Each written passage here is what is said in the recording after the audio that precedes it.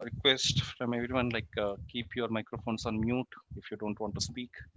Okay, but if you want to speak, you can actually unmute and you can speak. That should be completely fine.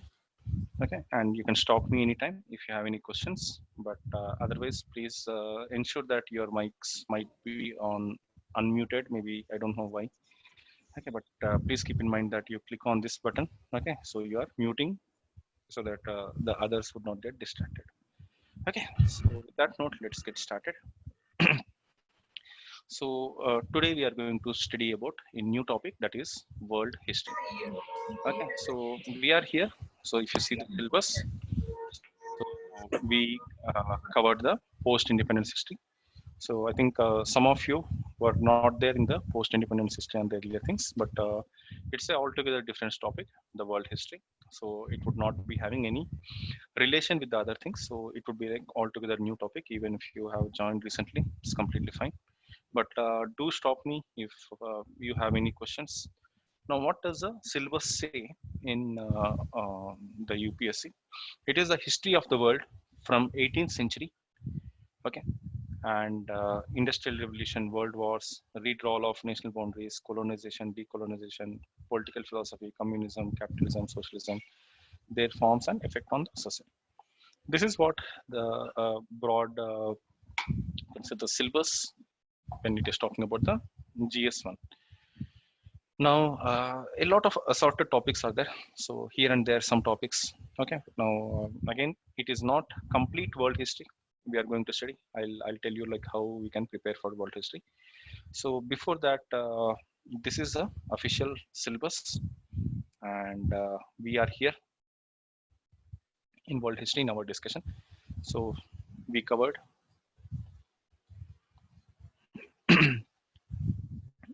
this.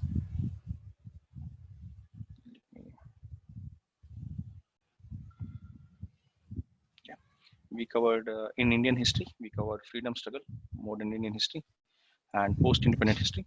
Okay, these two topics were covered. Now we are going to the new topic, world history. Later we will come to the ancient and medieval, that is art and culture. Again, the way I have chosen these topics is because uh, uh, the order in which I have chosen these topics, because these are more important from your perspective, from prelims perspective, from mains perspective, and compared to ancient and medieval history, world history I believe is more important. The reason I chosen more important, not because more questions are asked, but because to understand a lot of other topics. Okay, so the issues of capitalism, socialism, the nationalism, okay, the industrial revolution. So these are like much more important topics. So which would be having you have to cover in other papers as well. So I believe world history would pave the way for you to study other topics. So if I have to choose one thing in history, the whole of history, okay, if I have to choose one topic in whole of history, the most important topic, it would be compared to Indian history. I mean, compared to world history, Indian history is more important. And from examination point of view, I'm saying from examination point of view, in Indian history, this would be the most important. If you see, most of the prelims questions or mains questions are revolving around these things. World history, again from UPSC point of view, the number of questions which are asked are limited, very less compared to this one. But still, this would be what I call it as foundation. This is more important for you to understand the concepts, because this would pay the way for foundation for a lot of other topics in your syllabus. Either if you want to understand society, either if you want to understand other topics in your polity, economy, okay, international relations. You have international relations in GS2. World history is the basics for your international relations. So again, small request, like please keep your microphones on mute if you don't want to speak. There is a noise from your side. You can click on this button. Okay, so it would be muted. Yeah, thank you. Now, the world history would be your foundation for lot of topics like your polity. Okay, because in polity also you'll read about topics like socialism, capitalism, nationalism, but many of the times students would not have thorough understanding of what they mean. Okay, until you understand the world history, you will not be having a good understanding of all these issues. So this is where I say this is as a foundation, not only in your polity but also in your IR, international relations. Even in international relations, this would become like bedrock. Like, okay, someone wants to speak, go ahead. Otherwise, keep your microphones on mute. Okay, please keep this in mind that you are clicking this button. Okay, if you want to speak, please go ahead. Otherwise, keep your microphones on mute. Okay. Now, yeah, I think someone's microphone is still open. Okay, so I think these people, please keep your microphones on mute. Okay, we are getting a lot of noise. Okay, you once you keep it, like there will be button like this. So I think few people still not yet. Okay, if you have joined recently, ensure that you are muting yourself. I think the 3 people, please keep your microphones on mute. Okay, click on this button. Okay, so until you get this one.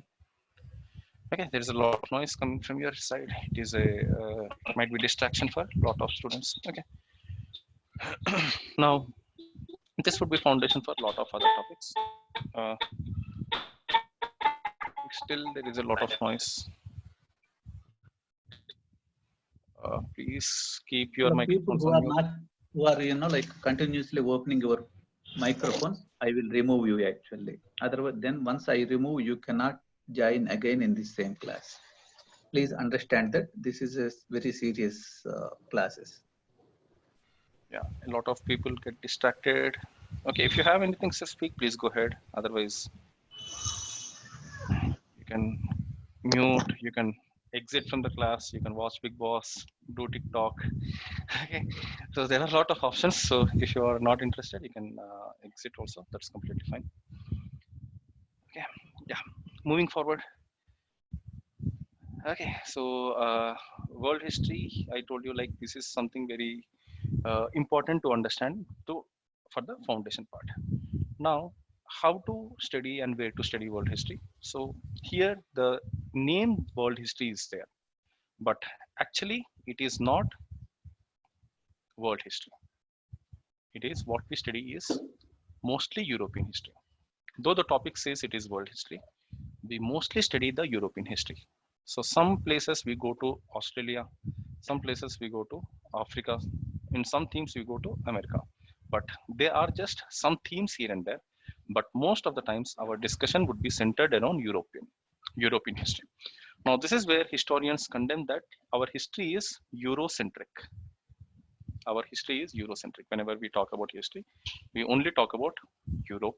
But this is the way you can say that the number of questions which are being asked, it is again Eurocentric only. Even our history is also Eurocentric. So though the topic says it is world history, we are actually focusing on European history. And even in European history, not complete European history, we are actually studying the modern European history. Okay, when we say modern, it is from maybe from 18th century, maybe from 18th century. So modern European history and not complete modern European history. So for example, when we talk about Indian history, in Indian history, we start from Indus Valley civilization, prehistory, proto-history. Okay, but unlike the way we cover Indian history, we will not study the whole of world history. We will study only European history, and that too modern history, and even that too not complete modern history, modern European history, the themes in modern European history. So the actual word of the actual syllabus should say it is themes in modern European history. Okay, that would be a more appropriate word for this particular discussion rather than calling this as world history. A modern themes in modern European history. But just because the syllabus says it is a world history, we will use the same word. But keep in mind that we are not studying about the whole of world history, like what is happening in New Zealand, what is happening in Brazil. We will not study all. We will only study European history. And within European history, modern European history, we will not go into Paleolithic times, Mesolithic times. We will not go into back. We will only study the modern history, that is from 17th century. And even in that, we will not study year-wise, just like we studied the modern Indian history. In modern Indian history, we would have studied like from 1857 to 1947 in detail. Okay, and from 1757 to 1857 also in detail. So why I have chosen these particular periods? I hope you know 1757 to 1857. This is what we call it as East India Company rule. East India Company rule from Battle of Plassey to revolt, 1857 revolt. And from 1857 to 1947, we call it as the British Raj. The British Raj. Okay, that is the direct British rule from 1857 to 1947. Now, the way we studied Indian history, we will not go into the same depth. We will only study the themes. Okay, so here and there, the themes like French Revolution, like Russian Revolution, like integration of Germany, integration of Italy. Only the themes we are going to study. Now, though the word says world history, it is not actually world history. It is only the themes in modern European history. Okay, this is what we are going to study. Now, in these themes, what exactly? Okay, now I think someone is playing music. Okay, okay. I love music, but this is not the place to hear and enjoy music. Okay, so just keep your microphones on mute. Okay, thanks for the music though. Okay, now from where you have to study world history. Now, I do not want to overburden you when you're studying world history. I just want you to cover this particular portion. This particular portion.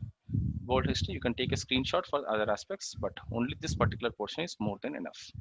Chapters 9 through 13 of NCERT history, class 10th NCERT history by Arjun Dev. Now, again, you may ask how many pages it would be. It is just 125 pages, large font, written for a 10th class student. So, I hope all of you are comfortable with English. So, if all of you are comfortable with English, reading English, so a person, average Yes, person sir. should, okay, yeah. So, average person should take not more than 3 to 4 hours to complete this, not more than that. But if you have any, if you're starting for the first time, reading for the first time, maybe you might take more time, maybe 10 hours, 20 hours is completely fine. Go with your pace, but only 125 pages, not more than that. I would not suggest you to read more than this because the number of questions which are asked are very limited. Now, if you are serious aspirant, okay, if you are a serious aspirant, if you want to crack this exam and if you want to develop your knowledge, now what I suggest is make your own notes for world history. I'll give you the idea how to make your notes in world history. I hope like I covered this one multiple times, but even for world history, I'll give you the sample, the way you can make the notes to substantiate what is there. It is there in Arjun Dev. Arjun Dev, this is more than enough. Trust me, this would give a very good understanding for your basics of world history. Okay, you need not go anywhere else. So these 125 pages should be more than enough. Because many a times when students start their preparation, they start with large books like Norman Lowy. Okay, a lot of other books are there, but they are not. I'm not saying they are bad, but only thing I'm saying that they are not relevant for UPSC exam. If you are only targeting for UPSC exam, okay, and your optional is not history or political science, I don't suggest you to read anything else. Only world history, 125 pages is more than enough. Now, how many times you ask me? I'm not going to give you any other book, only this particular book. Okay, so this you can find it over the internet or you can buy this one also. Only 125 pages and not complete chapters, only these chapters. So, any questions till now? Okay, now how to prepare? Now, how to prepare for world history? One prerequisite I say for world history is world geography. One prerequisite, that means this is some exercise I suggest you to do the geography without before going into history. Now, without geography, you will not be able to understand anything in history. This is something clear because it is a geography which shapes history. Okay, now without understanding like where is Germany, with which countries it is having the borders, now without knowing that, you will not be able to anywhere understand the unification of Germany. Even if you mug up, you'll most likely going to forget. Even if you mug up like the events which are there in this one, the type of questions which are asked in UPSC exam, they are more analytical in their approach. Now, without having the facts with you, okay, without having a good knowledge about these ones, you cannot be able to analyze. To analyze the events, to write your own opinions on these events. So if you want to have this one, until you have good understanding of geography, you will not be able to answer.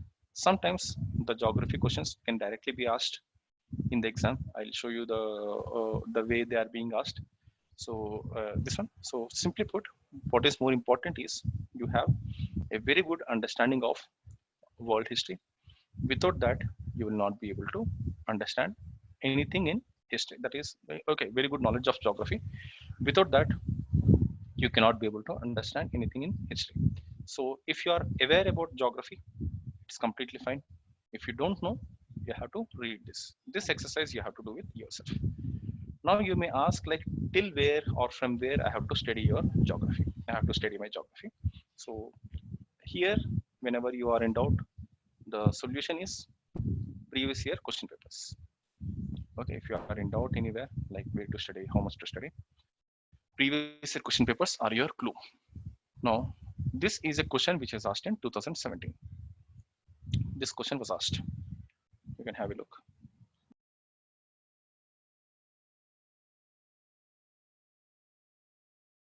If you travel by road from Kohima to Kottayam, where is Kohima? Which state in India? Nagaland. Nagaland, very good. Kottayam? Kerala. Kerala. If you travel from Nagaland to Kerala, how many minimum number of states you have to travel? This question was already asked. That means until you have the map of India on your fingertips, from Kerala to Nagaland, if you want to travel, what is the minimum number of states you have to travel? Now this level they have already asked. Okay, and trust me, this is the simplest question for serious aspirants. If you are seriously preparing for exam, these kind of questions are very simple, because this is a direct factual question, because other questions are much tougher. Can anyone tell me the answer? Okay, if you tell me the answer, I'll ask you. Next question, why? Okay, that also you should be prepared. What is the answer? 7, sir. Good, 7. But can I know which states? If I know which states? Kerala. To Nagaland, okay, okay. Between Kerala to Nagaland, which other states? Assam, West Bengal, Odisha, Andhra Pradesh, Karnataka, and Kerala. Very good, perfect. Okay, so yeah, Nagaland, you can write it down. From Kerala, either you have two options. You cross Karnataka or you cross Tamil Nadu. Then you have to enter Andhra Pradesh. Either from Karnataka or from Tamil Nadu, you have to enter Andhra Pradesh. From Andhra Pradesh, the next state you'll go with Odisha. From Odisha, you'll go to West Bengal. From West Bengal, you will cross Assam, and from Assam, you'll go to Nagaland. I hope 1, 2, 3, 4, 5, 6, 7. Now this is 7 is the correct answer. Is it clear how you approach the question? That means for writing these ones, you should be having a very clear understanding of the map of India. Okay, that means this is, you are not only preparing for history. Okay, this geography knowledge would be helping you in multiple ways. Sometimes direct questions can be asked like this. Okay, or take this question. Take this question. Mediterranean Sea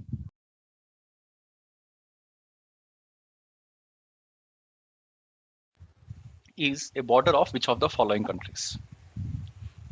Which of the following countries? Again, they did not ask Jordan, Iran, Iraq, okay, Lebanon, Syria. They asked 1, 2 correct, 1, 2, 3 correct, 3, 4 correct.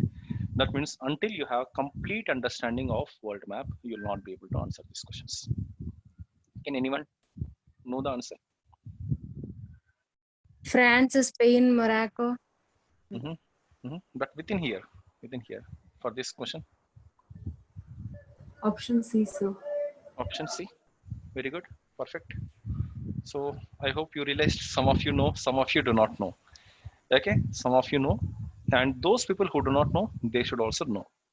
Okay, now how you will know, it is up to you. Okay, how you will know all this. It is up to you. So what I recommend from my viewpoint is take a map of the world. Okay, buy a map of the world. This is a good investment, a world map. When you are buying world map, see there are two things: the physical map and political map. Physical map and political map. What is physical map? Which mentions about rivers, mountains. Okay, that is a physical map. And there should be political map also. Political map, the current political boundaries. Okay, now this use both should be on your fingertips. Physical map as well as political map. Now, if you see here, this is an overlap of physical as well as political. These are current political boundaries. These are physical borders. Now, this is an overlap between physical and political. Then only you'll be able to solve this kind of questions. Now, take a large world map, as large as you can afford.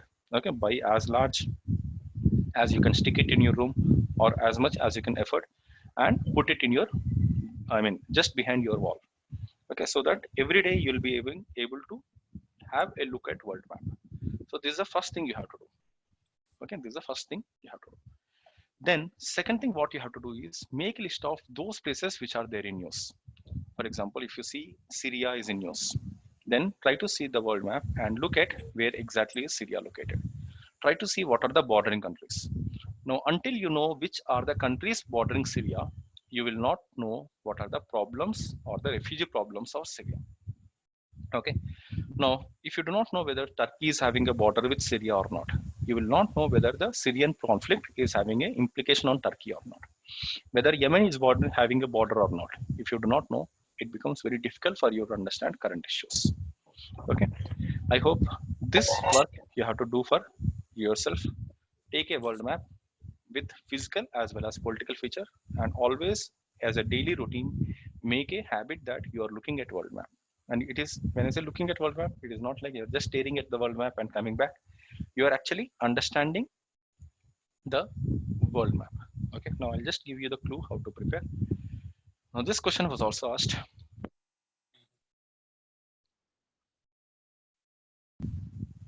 Which of the countries in Southwest Asia does not have opening out to the Mediterranean Sea? This question was also asked.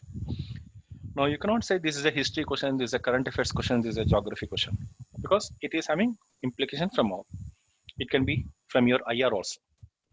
Okay, not only from geography or not only from your current affairs, it can be from your IR also, because until you understand the geography of the region, your IR does not make any sense. If you do not know whether Israel has a border with Jordan or Israel is having a border with Egypt or not, you will not understand anything about Israel-Palestine conflict. Okay, because this would be having multiple bearings. So can anyone tell me what is the solution for this one? Jordan. Jordan? Jordan is the right answer. Jordan, sir. Jordan. Okay, Jordan is the right answer. Now, this is all not very difficult. This is all for UPSC, your 6th class geography. Okay, take your 6th class geography NCERT textbook.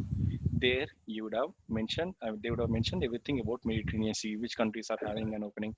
Now, these are all, as I told, simplest possible questions which can be asked in your UPSC exam. So your level of preparation should be one level higher than this. So when you're actually preparing, you are securing yourself that even if a bit tough questions are asked, you are able to answer. Now, how to prepare for geography? How to prepare for geography? Now, what I suggest is make a this one, understanding of the world map. For example, if I say countries in West Asia, sorry, West Africa, can you able to name at least 4 countries in West Africa? Anyone? Can they name any 4 countries in West Africa? Sorry, Western Africa. Morocco. Morocco, no. No, it is in North Africa. Any 4 countries in West Africa? Anyone? Okay, if you are able to answer this question, you are on the right track of your preparation. If you are not, you have to go back and prepare. Now, if you do not answer, it's completely fine. But in exam, if you do not answer, it would be disastrous. So good that you are learning what you do not know. Okay, so beforehand, be very clear that you know each and everything in the world map. First, the political borders. Then Can anyone name a river in South America apart from Amazon? Any particular river in South America, South American continent? One river system in South America apart from Amazon. Mississippi. Okay. Mississippi, no, it's in North America. Any one river system. Mississippi is here. Come on, Mississippi is somewhere here. But close. Okay, at least you came till America. Any other river system in South America? If you know that, then you are on the right track of your preparation. If you don't know, you have to go back and study. I hope Rio de la Plata. Rio de la. Which river? ఏం చేస్తారు ఉన్నానే వేసుకున్నా తిన్నా cycle తీసుకొస్తా Please keep your microphones on mute. Please, if you joined recently. Okay, I think few people are yet to keep your microphones on mute. Okay, so these three, please keep your microphones on mute. There should be this symbol which should be coming. Okay, only if you want to speak, unmute, speak and mute yourself. Okay, anyone? Any river system in South America? Rio de la Plata something. No, there is no river such. It's a Colorado. Colorado. It's Colorado. It's not a river actually. Colorado River is there in here, somewhere here. Uruguay, sir. Uruguay river. Uruguay River, very good, perfect. Okay. It's a Parana. That means, yeah, Parana River, Paraguay River, Uruguay River. Okay, Peru. Orinoco. Yeah, Orinoco River. Okay, so there are a lot of rivers in South America. Now, what I suggest is take your world map. Again, this is not very difficult. Okay, because all of you are graduates. I hope all of you are graduates, like at least your undergraduation. Okay, studying your graduation. So this is your a school level work. So take the world map, map different continents, try to find out the important river systems in different continents, important mountain ranges in different continents, important countries in, or at least 3 or 4 countries in different regions of the world. Now this exercise, I think this is the first exercise you have to do whenever you wanted to go into geography. Is it clear?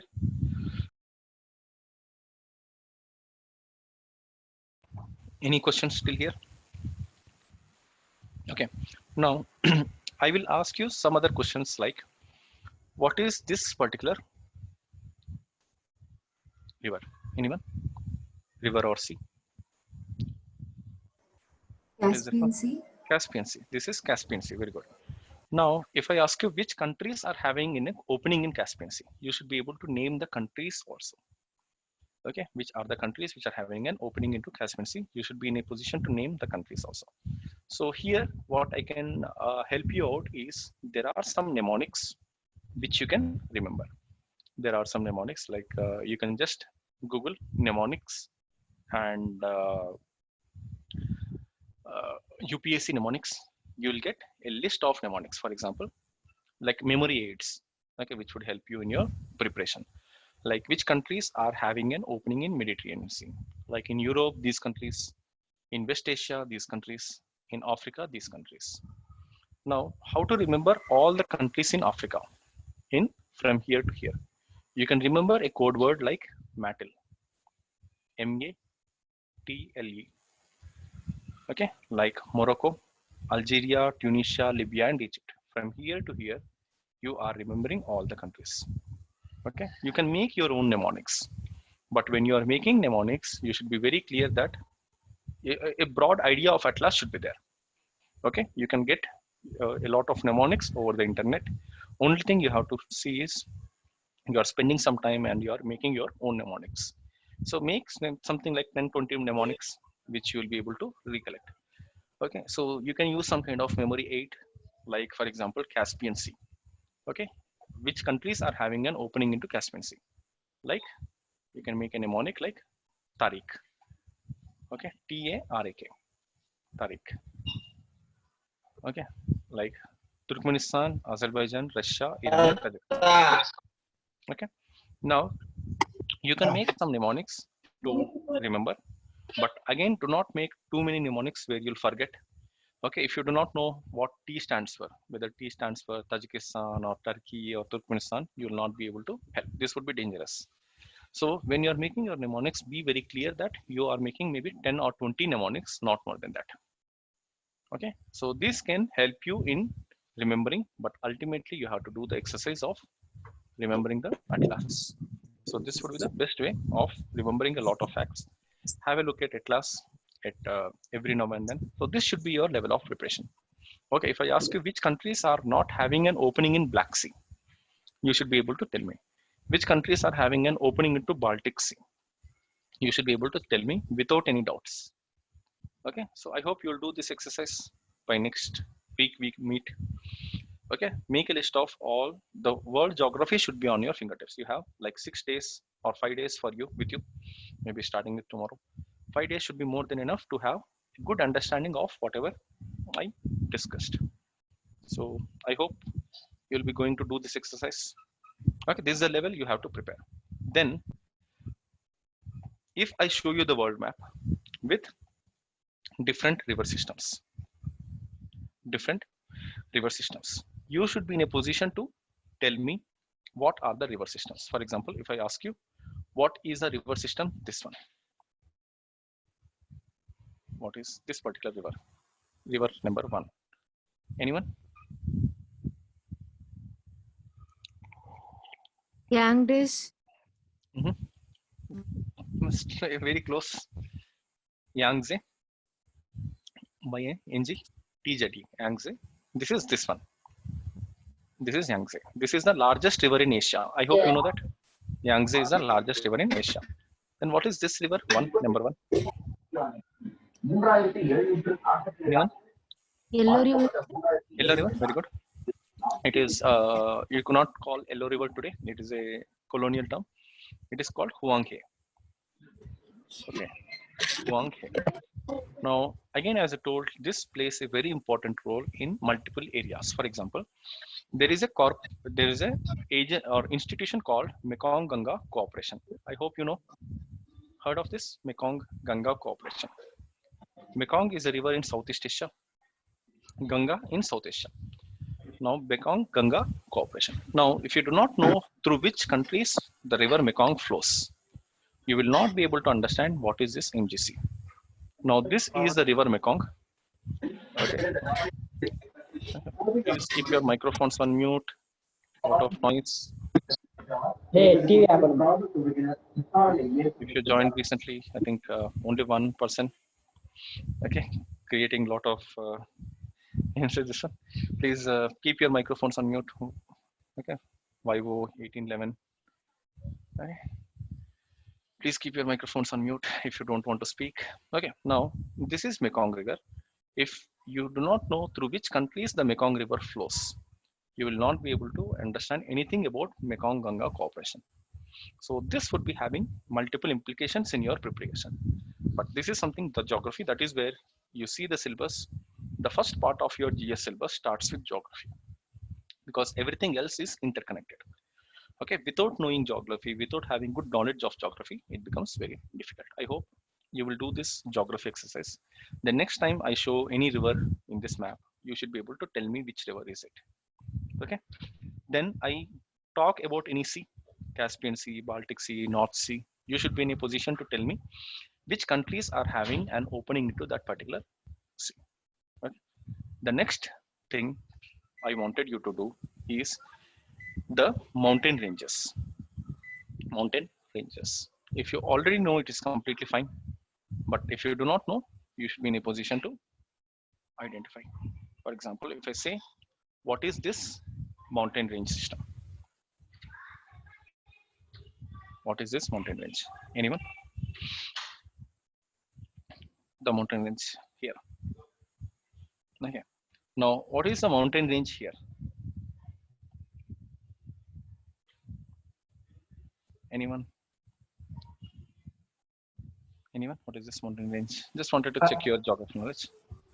Atlas Mountain. Atlas Mountain. Very good. Atlas. Very good. I'm getting some responses. Atlas Mountain Range. Very good. Now, what is this mountain range? You can guess. No problem. Okay. There is no negative marking. Rockies. Rockies. No. Avalanche. Andes. Andes, no. So that means you do not know Rockies, Andes also. This is Rockies. Okay. This is Andes. Appalachian Mountain. Appalachian Mountains. Okay. This is Appalachian Mountains. Yes.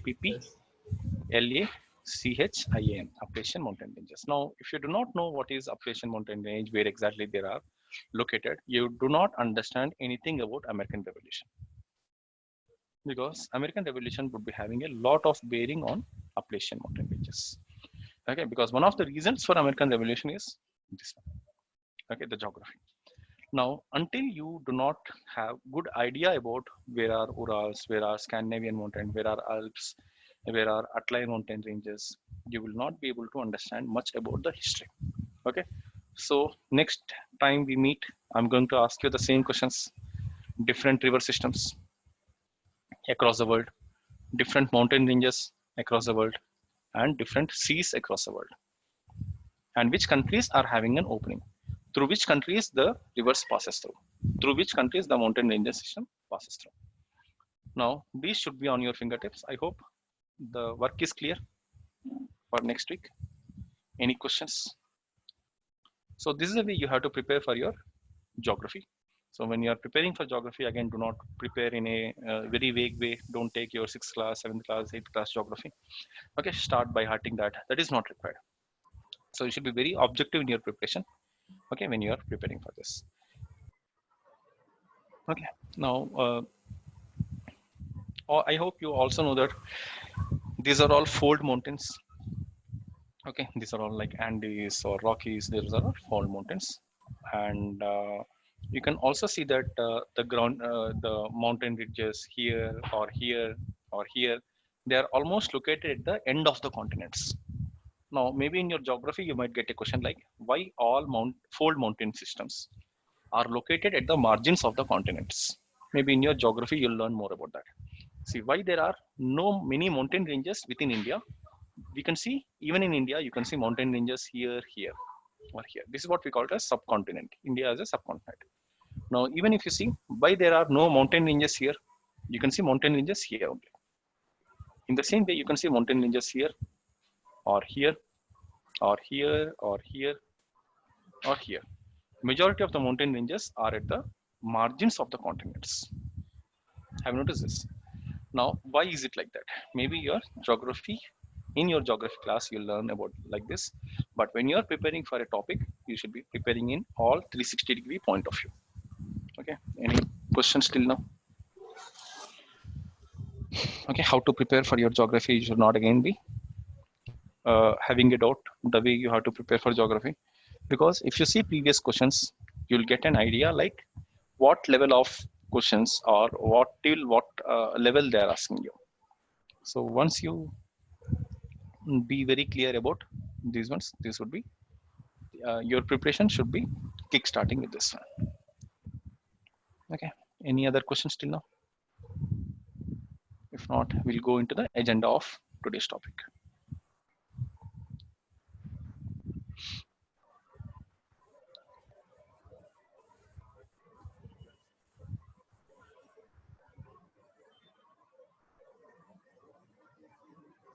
Now, starting from world history, again, the question remains what we have to study. Okay, I hope I answered from where you have to study. Okay, and how you have to study, but what you have to study in world history. You can make a note. What are the topics we are going to study?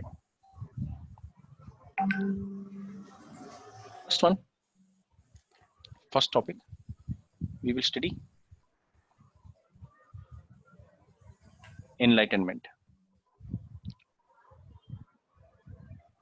First topic we are going to study is enlightenment. Then second topic which we are going to study is four revolutions.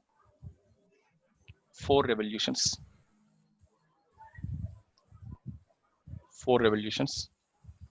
Then two unifications.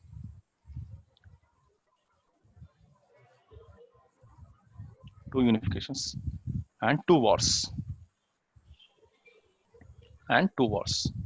This is what our agenda broadly.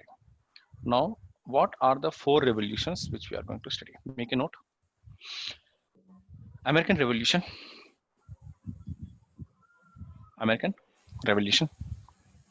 1765 to 83.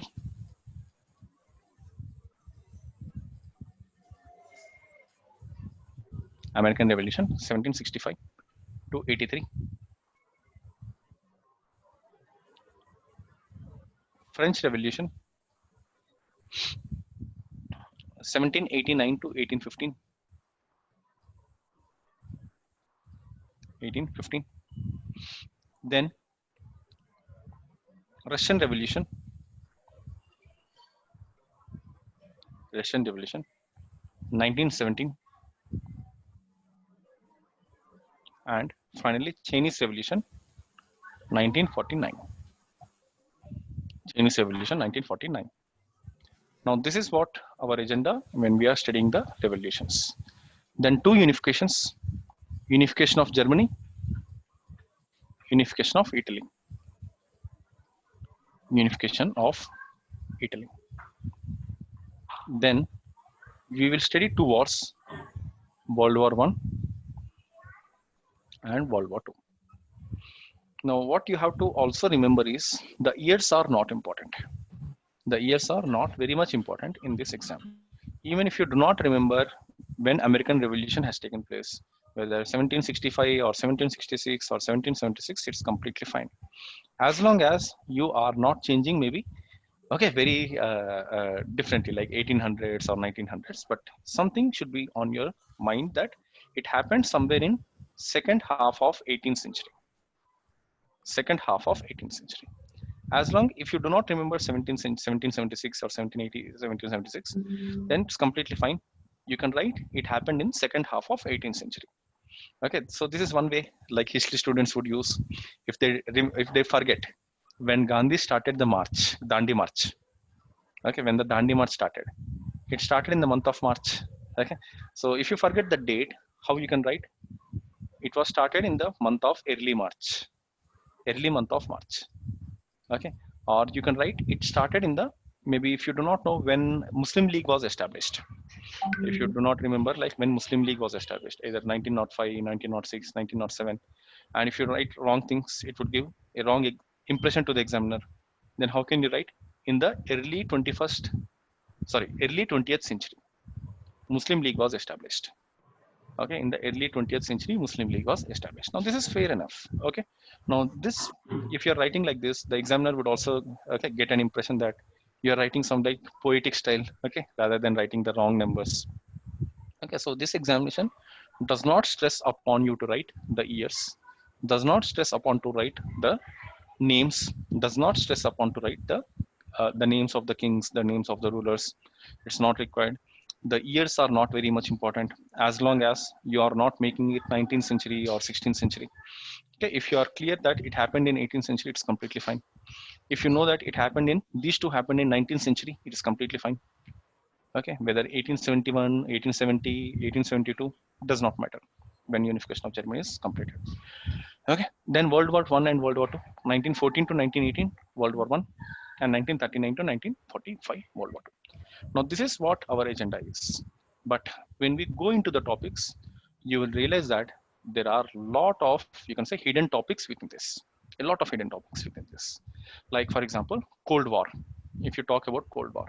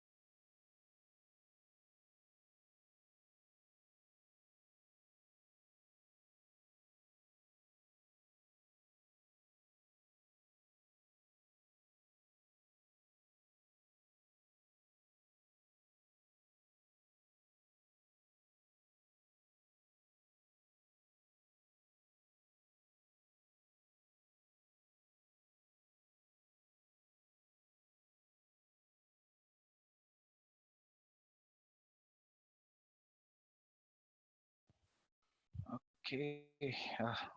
Again, let me share it again. Yeah. So I hope like there was some frequent power failure. Like now I connected with my mobile. Is it audible now? And you are able to hear me and see me? Yes, sir. Yes, sir. Yes, sir. Okay. Okay. Now it won't get disconnected. Okay. But is the internet speed okay? Or are you getting any disturbance or something? Okay, sir. Okay. Okay. Fine. Thanks. So yeah, now then we'll go ahead with this one, internet mobile connection. So it's we won't have that power failure issue. Okay, now what I'm discussing is you make the notes from whatever book you are comfortable with, but your notes should not be more than 2 page at the max, 3 pages. So for these 10 topics, you'll have 30-page notes. Once you prepare this 30-page notes, it means your work on world history is over. Okay, so do not spend more time on world history, but these notes should align with the needs of examination. You are not just copy pasting from Wikipedia and pasting it in your notes and saying that world history is complete. This would not help any purpose. So when you are making your notes should be exactly up to the needs of the examination. This is where getting the relevant question or relevant material becomes the most challenging aspect. The reason is you will get a lot of information over the internet. You'll get a lot of information over academic textbooks.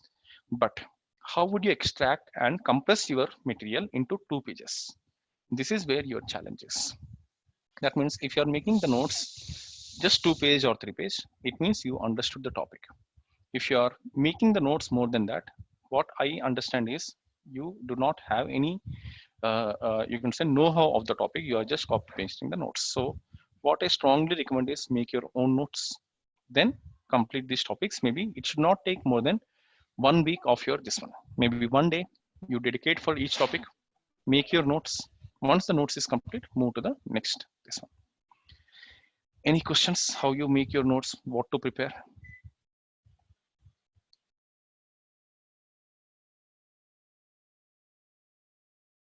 Okay, so if not, let us get into the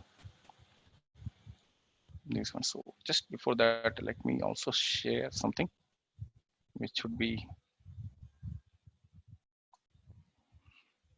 helpful.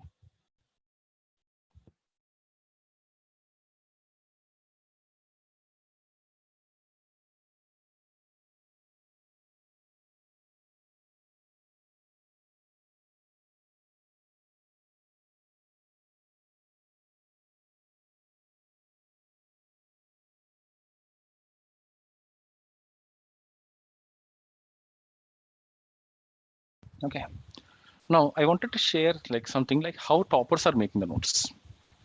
Okay, how the toppers are making notes. Now you can get all these toppers notes over the internet freely. Okay, so the way they are making the notes. Now this will give you some kind of idea, like the way you can prepare. For example, see the timelines they made.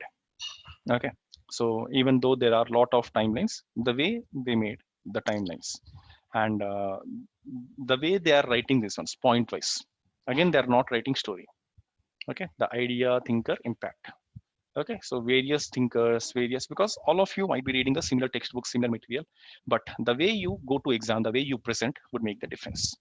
So this is the way. If you are making the soft copy, it's much better. If you are making hard copy, maybe this one would be helpful. So you can Google it, you'll get the toppers notes. Okay, a lot of toppers notes is available readily. And you can also see the way they are making their notes. When you're writing that, they're also giving some importance to geography. Here you can see that they're also highlighting some importance to geography. Okay, so if you draw these kind of diagrams in your exam, it would save you a lot of time. Okay, again, not a great sketches. You're just trying the rough figures. So just let me show that. That is what I wanted to show, the way they are making the sketches in the exam. So even for topics like world history, you can see here. I hope it's visible. So a rough map of Europe. Now, if you draw like this, so maybe take a, make it a habit that you are going to draw the maps in the exam. Okay, at least in history paper. So this would help you in multiple ways. One thing, you will save your time. Second thing, this would give a clear idea to the examiner that you understood the topic. Okay, now if you make a drawing like this and explain about uh, uh, the events which led to World War One, or if you make a map like this and talk about the unification of Germany, this would give a very good idea to the examiner that you know the topic. Okay, so this is what I just wanted to show you. When you're preparing for this exam, like make some timelines. Okay, so that when the examiner is correcting, he might be correcting hundreds of papers, hundreds of copies. So if your copy is very clear, crystal clear, the examiner would get to know that you understood the topic. Okay, so try to make it like a habit that you, instead of writing the stories, long stories, paragraphs.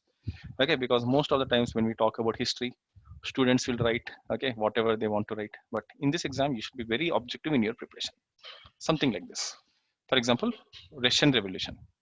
Okay, just half page, the person has summed up the whole of Russian Revolution in half page, not more than half page. Like, what are the causes? What are the events? What are the effects? That's it. Causes, course of events, what are the consequences? Just the three things they mentioned, and done with your Russian Revolution. Move to the next topic. Now, each of these can be, you should be in a position to write 200 words about each of these topics. Okay, that should be something different. But if you prepare a topic like this, then you are more closer to the needs of examination. Okay, so this is what I wanted to show you, like the way the toppers are preparing their notes. Okay, and they are trying to mention, like whenever you get a question, try to use infographics like flowcharts. Try to, as much as possible, write point wise or write in tabular column wise. Okay, something like tabular column. If you get a question like compare and contrast fascism with Nazism, or fascism with communism, socialism with communism. Now, if you get questions like this, so instead of writing the story, you take a broad table, write principles, political, solution, economy, and examples. Done. Okay, so this is a more objective way of preparing for your exam. For example, try to draw infographics, something like this. Or if you are making the soft copy also, you can make the infographics. Yeah, so try to make it a habit that you are drawing something like this. Okay, so at least the map of Europe, try to make it like a habit. Okay. You can freely get all these notes in the internet, but what I strongly recommend is you are making your own notes. Only that would be much more beneficial. So once you cover a topic like this, whatever the type of questions they're asking, you will be in a position to answer. Okay, any questions on notes making?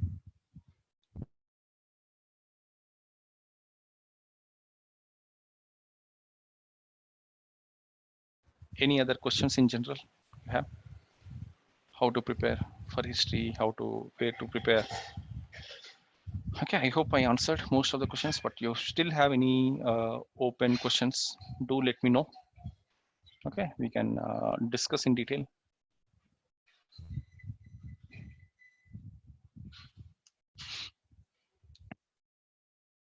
If not, let us move to the first topic of our discussion, enlightenment.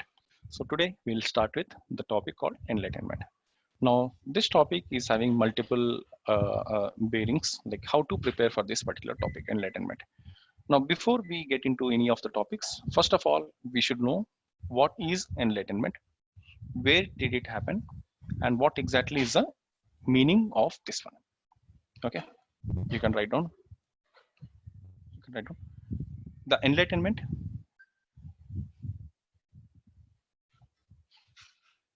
Enlightenment.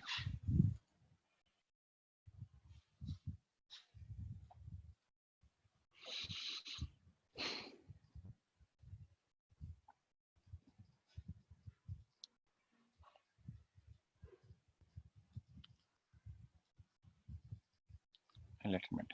Okay, now first of all, when you are preparing for a topic like this, you should know clearly what exactly was the the developments which happened in this field. Now, in old textbooks, you will see the word called Renaissance. You'll see the word like Renaissance. Renaissance. But today, this has become a controversial word, and today's historians are not using the word Renaissance because over time the meanings of the words would change. Okay, the meanings of the words would change. For example, the word like Middle East. I hope I told you. Middle East. Which countries are Middle East?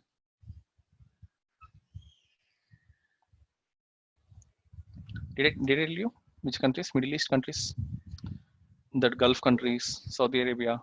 Okay, they are called Middle East, but you should not use this word Middle East today. Why you should not use this word Middle East in your exam? I told you. Which word you should use? West Asia. West Asia. Why West Asia?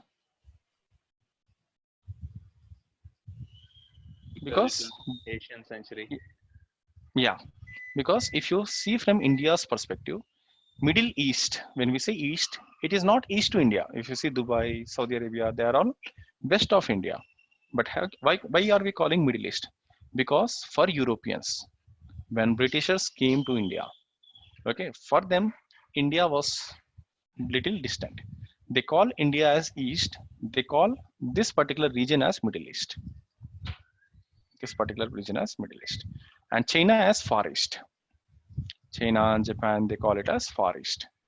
Okay, so if you see old textbooks, still they use the word like Middle East, East, Far East. But these are all what we today call it as colonial terms. Colonial terms. You cannot use these terms because for India, China is not far. Okay, if you just cross Uttarakhand, you'll get into China. Okay, so China is not far for India. So you cannot use the word Far East because it is a colonial term. But still some European historians would use these terms, but these are not acceptable things. So if you are using the word like Middle East or Far East in your exam, the examiner would come to know that you are not aware of the recent developments. Okay, you cannot use the word terrorism. For example, during the freedom struggle, the organizations like Bhagat Singh or Chandrasekhar Azad, if you see old textbooks like Bipan Chandra only, they call it as revolutionary terrorism. I've noticed this. They were called as terrorists.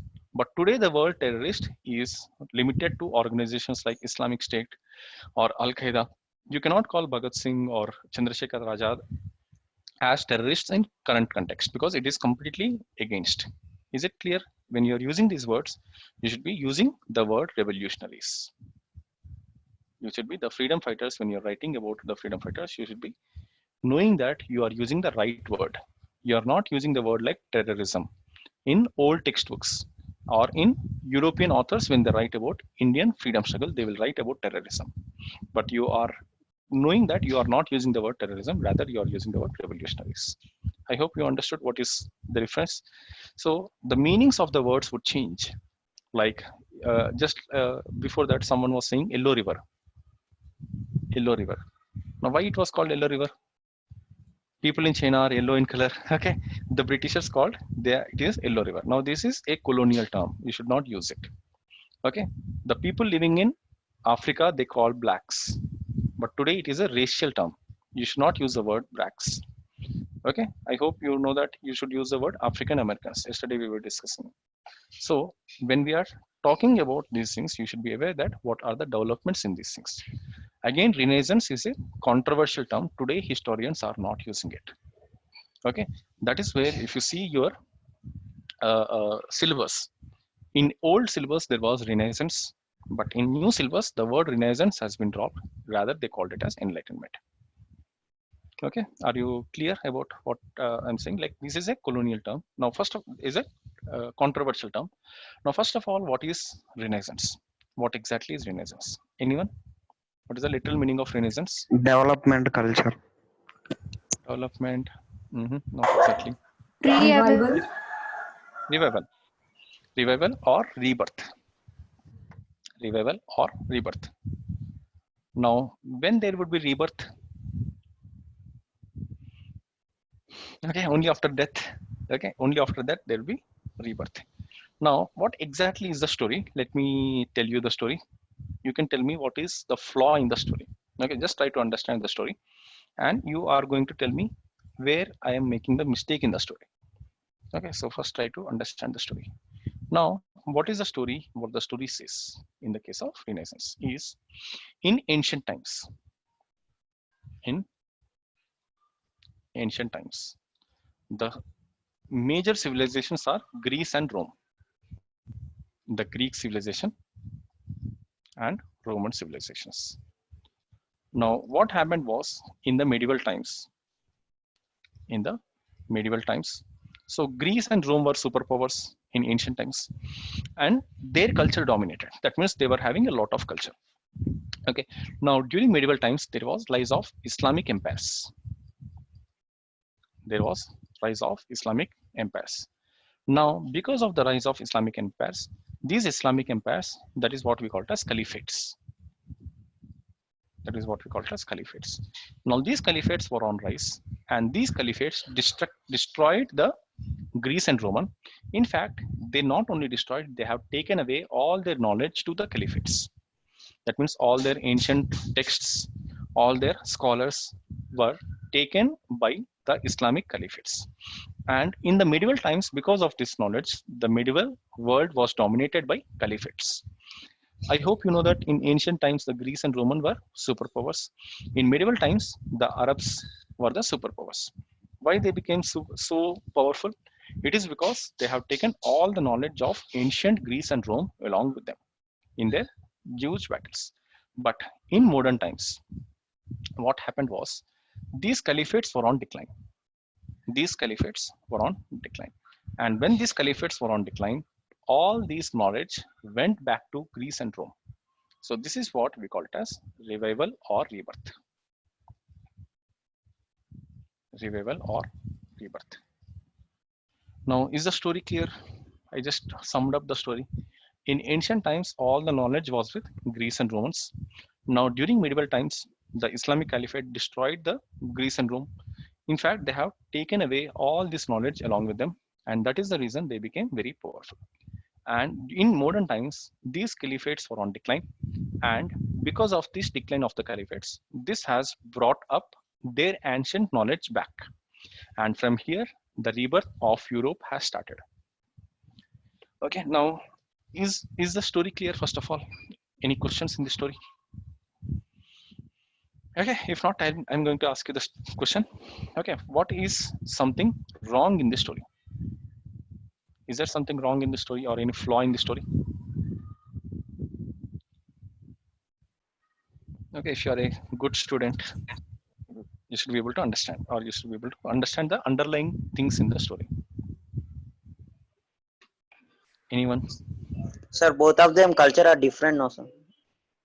Yeah, cultures are different. So Greek culture is different, Roman culture is different. And This culture is different. Mhm.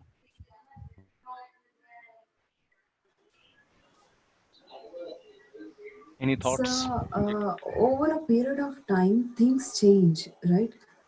And what is right in ancient time might not be right in the modern times as well. Okay, right, that's correct. But how can you relate to this story? Okay, so let me tell you the flaws in this story. The first flaw in this story is they believed that all the ancient knowledge was from Greece and Rome. This is the first flaw. Understood this? That means they have not understood anything about the other cultures. In Africa, there was a huge culture. This was not given importance. India was a very important culture in ancient times. This was not given importance. The China was a very important culture. Okay, if you saw Egyptian culture, Indus Valley civilization, Chinese culture, all these are ancient culture. What they have ignored is all this culture they have ignored. In fact, they have ignored the complete Americas. Okay, even though America was discovered in 16th century, 15th, 16th century, the American culture was still there. The local population, they had their own cultures. So what they ignored is they completely ignored what Africa has contributed to human beings. For example, the very first human beings are from Africa. I hope you know that. The evolution has taken place in Africa. The Egyptian civilization is one of the oldest civilization. Till today, the pyramids are surviving. Okay, you know that Indus Valley civilization is also a oldest civilization. It was the one which gave the world the towns. For the first time, the towns were there. The urban civilization was given by India. And it was also the India which gave to the world the cotton. Cotton for the first time. And you are ignoring China itself. China also contributed a lot to world, the progress of world. What was invented in China? Can anyone tell me? Silk, paper. Very good. Silk was invented in China. Paper was invented in China. Porcelain was invented in China. Then gunpowder was invented in China. A lot of inventions and discoveries were happening in India, were happening in China, were happening in Africa. In fact, the numbering system, the zero, the invention of zero was from India. The invention of chess was from India. Now, what they have ignored is they ignored all the other cultures. They said that all the ancient knowledge belongs to Greek and Rome. I hope you understood the first flaw. Now, why they are writing like that? Because they are the European writers. When European writers are writing about their history, they wanted to project that Greek and Roman histories are the superior histories. Understood? The first flaw in this theory. First flaw is what they ignored is the contribution of other cultures to ancient world. They have completely ignored. And second flaw in the story is they have discredited the whole of the West Asian countries. That means what they believed is they have taken all this knowledge to themselves. That means the medieval world, the Islamic world did not contribute anything to the world progress. Whatever their knowledge is based, it is upon Greek and Roman cultures. Is it clear? Now, this is another flaw in the story. This is another flaw in the story. Now, what does it mean? Again, what does it mean again? That means you are discrediting whatever the inventions which happened in Islamic world. Can anyone tell me what are the inventions which happened in Islamic world? Inventions or discoveries? Silk Route. Astronomy. Silk Route. Sir, astronomy, Astronomy, very good. Astronomy, a great navigation. steps in navigation, very good. In fact, the word Mausam itself was derived monsoon. You know, the word monsoon is derived from the Arabic word Mausam. Okay, they were very good navigators. They were very good horsemen. Okay, you know, even in ancient and medieval times, the horses are imported from Arabia. Okay, they are very good horsemen. The horse riding, the astronomy, the navigation, mathematics. You can see that history writing, the way the history is written, the history writing in various fields, the medieval or West Asia also contributed a lot to the world. Okay, what they ignored is whatever the contributions made by medieval Arabic world to the progress was completely ignored in this theory. What they believed is all the knowledge was with us. It was snatched by someone else, and that is why we became very poor. And that is where the medieval ages in Europe, they are called dark period or dark ages. Dark ages. And with the coming of modern age, again there is a revival of Europe. Again there is a revival of Europe. Again, what is a flaw in this theory? That means whatever the inherent or new inventions which are made in Europe, they were discredited. All they gave the credit to ancient Greeks and Romans. Definitely they are great, but at the same time, you have to credit or give the credit to the other civilizations and cultures. I hope you understood what is the flaws in this theory. That is why when modern historians are writing about this one, they rejected the word Renaissance, they rejected the word rebirth. Okay, because what they believed is this is a flawed theory. It had lot of flaws. So that is why UPSC also changed its syllabus. If you see the latest syllabus, there is no word Renaissance. Rather, it is today, it is called Enlightenment. You can write it down. It is today, it is called Enlightenment or cultural change. Enlightenment or cultural change. Awakening. Awakening. Awakening or transformation. Awakening or transformation. That means there are some changes which happened definitely in 15th century, which transformed the Europe. There are definitely some changes which transform the Europe, but it is not like as dramatic as it is portrayed. Okay. I hope understood this. Yeah. Anyone wants to speak? Okay. Now, what exactly happened during the Enlightenment was because of all these changes. Because of all these changes, we can see that the societies were transformed, or the transformation of society started. You can just draw this particular, this one. You just draw this middle age or medieval age.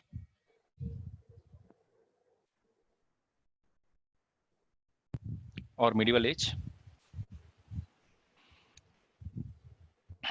to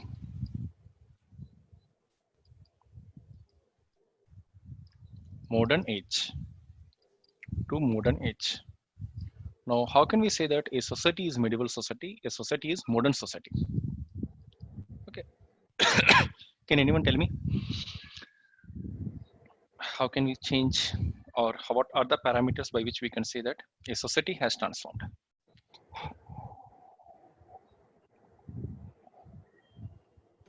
Anyone? What are the parameters? One is medieval societies are based on tradition. Medieval societies are based on tradition. Tradition means everyone else is following, you are also following. Okay, you are not applying any logic for that. That is what we call it as tradition. Okay, tradition means everyone else is following, you are also following. That is what tradition. Then medieval societies are based on hierarchy. Medieval societies are based on hierarchy. Hierarchy means some sections of the society are top, some sections of the society are at the bottom. These are all based on hierarchy. And medieval societies are also based on the concept of divinity. That means they believe that God or magic is something which is going to do everything in the world. Okay, this is what we call it as divinity. Divinity, tradition, and hierarchies are the three elements of medieval society or Middle Ages. Now, by which we can say that the society has transformed into modern age. The society has transformed into modern age. Now, this divinity would be replaced with something called secularism. Okay, now when we say secularism, just a minute.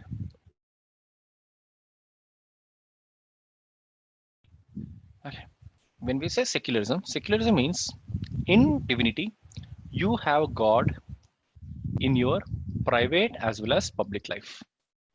In your private life as well as public life. When we are talking about secularism, secularism means you have God only in your private life. Do not get confused secularism with atheism. Secularism with atheism. Atheism means you are not believing in God, even in your private life. But when we say secularism, secularism means your religious thoughts would be limited only to your private sphere, not to your public sphere. I hope you know what is, everyone knows that what is public sphere, private sphere. Private sphere means within your home, within for yourself, you have belief, thought, expression of your God. But you are not displaying it. You are not displaying it in the public sphere. But in medieval ages, this would be there in public sphere also. Either it is in health or in education or in any other, either in war, the divinity would be introduced. But in secular societies, it would be limited to the private sphere. Whereas the other things like education or health or every other government would be separated from these ones. This is what secularism. Now hierarchy would be replaced with something what we call it as humanism. Hierarchy would be replaced with something what we call it as humanism. And traditions would be replaced with something what we call it as logic or rationalism. Logic or rationalism. That means what is the difference between Middle Ages and modern age, or medieval society and modern society? Medieval societies believe in traditions. That means you are following, everyone else is following, and everyone else is following, you are also following. That is what tradition is. When we say modern societies, there would be rationalism. That means there would be something called logic. There is something called logic. That means you will be having logic, you will be using your own logic. You are not following it blindly. This is what logic is. Now, what happened in India is the tradition over time became like superstitions. The tradition over time became like superstitions. That means the very purpose of traditions was completely became different. Now you would have known about lot of traditions became like superstitions. Can any example you can quote where traditions in India became like superstitions? Dowry Any system. examples? Dowry system. Yeah, tradition. It was like a tradition which became like a superstition. Very good. Anything else? Sati system. Sati system. Very good. Sati system. Dowry system. Sabarimala. Child marriage. Yeah. Sabarimala Anything issue. else? Shabarimala issue. Widow Okay. marriage. Widow marriage. Okay. Now all these are traditions which were there for some logic in those times. But over time, this logic has been completely missed and became like superstitions. That means following something is not bad, but blind following or blind belief is something bad.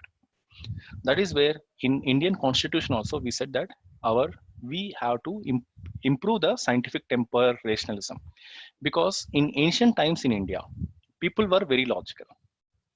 But this logic has completely changed in medieval times. Even in India, same thing happened. In medieval times, this complete logic has been completely lost. These traditions became like superstitions. And that is where even in India, a lot of superstitious activity started in the medieval times, which were not there in ancient times. The same thing happened in Europe also. But later, what they transformed is these traditions became like traditionalism. That means until you question, okay, until you question, you cannot progress in any field. Okay, in any field, if you start accepting the theories, you cannot progress. Either it is in sciences, either it is in social studies, either it is in maybe in your life also, you would have noticed that without questioning, you will not progress. That means if you start accepting the theory, that would be like saturation. Okay, I hope this logic, as long as this logic is not there, okay, you will not progress. Now this logic started, people started questioning. For example, they said that uh, uh, the church is at the center, or earth is at the center of the world. Now they started questioning why earth is at the center of the universe. Okay, why earth is at the center of the universe. They started questioning this and they started doing this one. They said that earth is flat. The traditions in Europe said that earth is flat.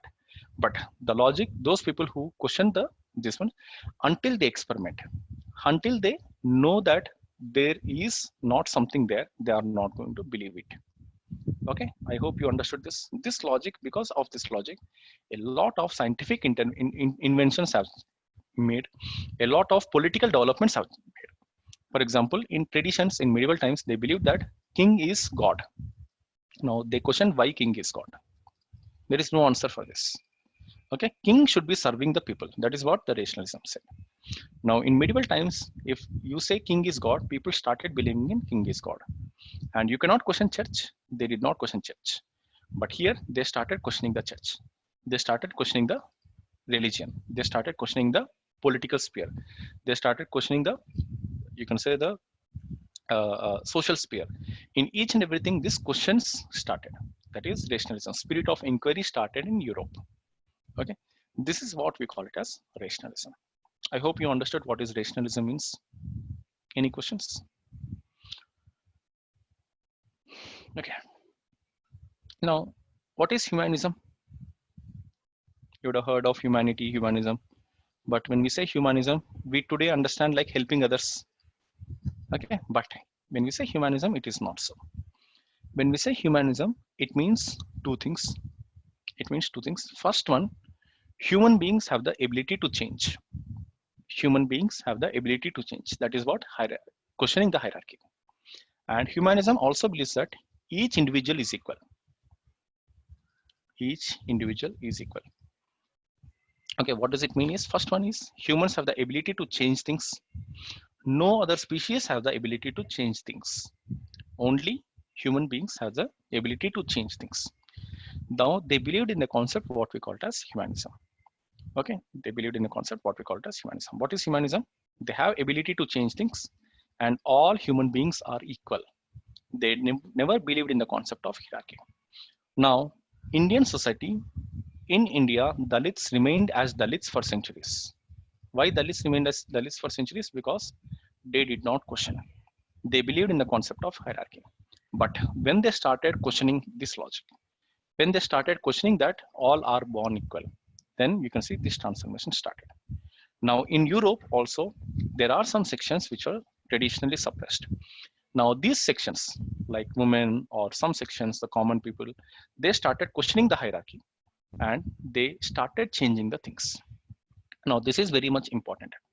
This humanism concept is very much important because in medieval societies, for example, if you are born as a poor person, okay, then in medieval societies, people would believe that God has made me to born in this particular family, because you always blame God or you always blame your destiny for everything wrong in your life.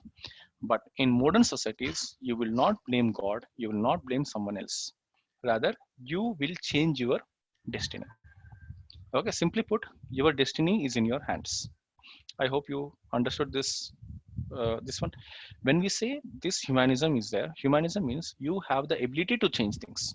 If something is wrong, go and fix it. This is what humanism believes in. That means earlier God was at the center for everything. Now today, human beings are at the center of everything. Okay, I hope you understood. All three are interrelated: traditions, hierarchy, and divinity. Rationalism, secularism, and humanism. Any questions still here?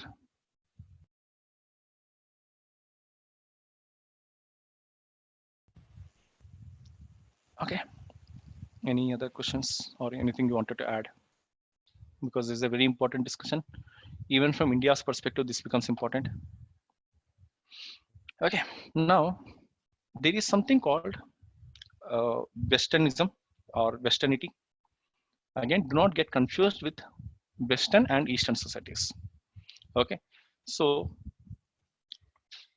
we always talk about East and West, Eastern societies, Western societies. In Eastern societies, these are what we call as Oriental societies. These are what we call as Oriental societies. Western societies are called as Occidental societies. Again, do not take geographical. Okay, we do not take it geographical, East or West. Okay, when we say West, it includes Australia, it includes New Zealand also. Okay, they are rather than East. When we say West, it is Western Europe, and it includes USA. It includes USA. Now, all these cultures are what we call as Western cultures. Western Europe, Australia, New Zealand, US, all these are what we call as Western cultures. And cultures like Arab world, China, India, all these are Eastern cultures. Now, what exactly is the difference between Eastern culture and Western culture? Can anyone tell me?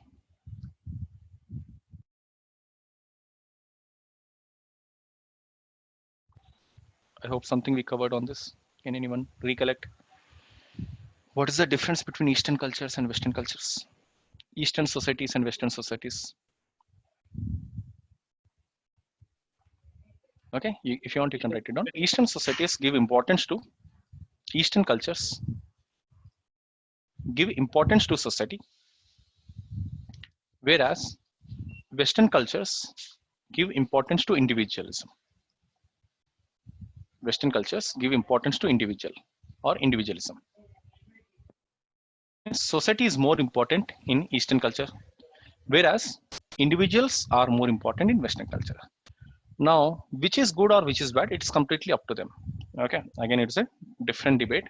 Now, why this is important is, for example, in India, okay, what is the difference between India and USA? Any examples in societies? Can you tell me? Okay, which you can quote in the exam. Okay, can you tell me how Indian society is different from American society? Any examples?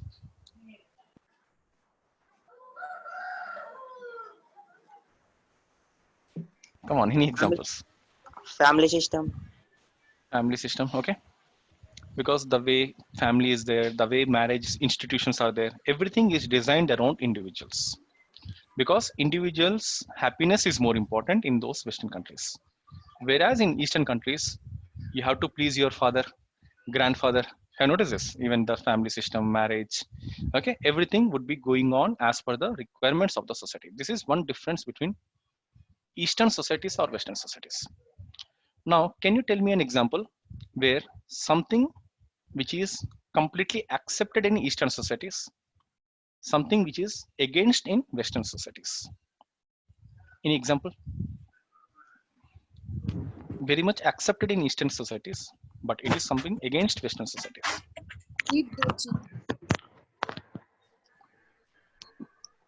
Yeah. Something like hitting a child. Which you can quote in the exam, which you can write it in the exam. Religion. Any religion, okay. Religion Different is there even in cultures. culture. Any examples? Can you quote with examples? See, if you do Marriages. something okay, if you do something in India, it is acceptable, but if the same thing you do in America, it is not acceptable. Can you give me example? Populations. Parents beating up their children. Okay, parents beating their children, good example. So in India you can beat your children, okay, so it's completely acceptable, but in America, in Europe, children will send you the parents to jail. Have noticed this? Because the individual is also more important, either children, either women, each individual is more important. Now can you give me an example where it is completely not acceptable in India but acceptable in USA?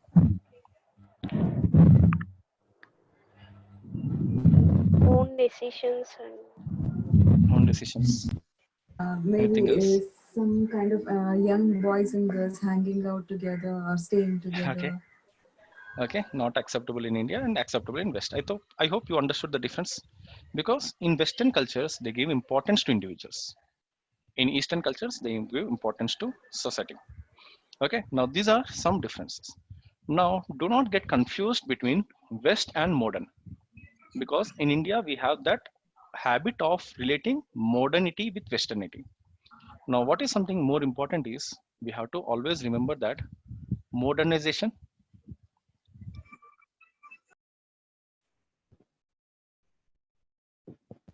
is not equals to Westernization. Is not equals to Westernization. You can put this one and put it in a box in your notes, because this is very important to in India to understand. Now, for example, Raja Ramon Roy or Gandhi or Nehru or Bhagat Singh or Subhash Chandra Bose or Swami Vivekananda, they wanted to modernize India. They wanted to modernize India, but they do not wanted to Westernize India. I hope you understood the logic here. Like the freedom fighters, like Swami, any of the freedom fighters in India you take, or any social reformers you take, Swami Dayanand Saraswati, Raja Ramon Roy, or Ishwar Chandra Vidyasagar, they wanted India to become modernized. That means they wanted India to give up the old traditions, give up the hierarchies. They talked about everyone is equal. They said that limit your God to your personal sphere. Do not display in public. Now, in modern era, they wanted to bring rationalism, they wanted to bring humanism, they wanted to infuse secularism. All these principles are very much mentioned in our constitution. Tell me which provisions in constitution talk about rationalism?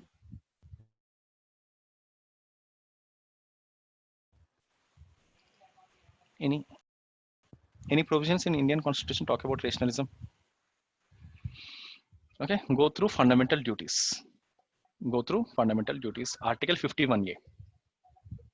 Article 51A talking about rationalism. Humanism. Any articles in Indian constitution talking about humanism? Equality. The very first fundamental rights, Article 14 through Article 18, they talk about equality, different types of equality: race, religion, caste, gender, sex, place of birth. Okay, I hope humanism is also mentioned clear. Which articles in Indian constitution talk about secularism? 16. 16 partly. Okay, 25 to 28 in detail. 25 articles, 25 to 28. Now all these are mentioned in Indian constitution. What Indian constitution wanted to do is to transform India from a medieval society to modern society. What Indian constitution do not want is Indian society should become Western society. It did not want to, because modernization is different, Westernization is different. Now, what is the problem India is facing today? What is the problem India is facing today is we are not getting modernized. We are not getting modernized, but we are getting Westernized. We are getting Westernized. But what our freedom fighters wanted to make India a modern India without Westernization. Without Westernization. Now, if you see Raja Ram Mohan Roy, okay, he wanted to modernize India. Now, have you? You will not see Raja Ram Mohan Roy in jeans, wearing jeans, okay, because they do not want to Westernize India. They wanted to modernize India. Now, what is happening in India today is we are not getting modernized, but we are getting Westernized. Can you give me an example? So pizza, McDonald's, Okay, have- you are so eating food pizza.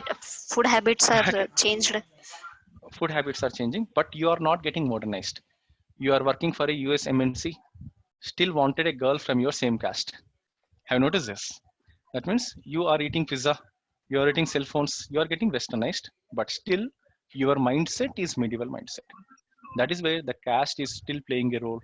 The concepts of dowry still playing a role. The concepts of like you can say Superstitious beliefs. superstitious beliefs are there. That means your problem is you are not getting westernized.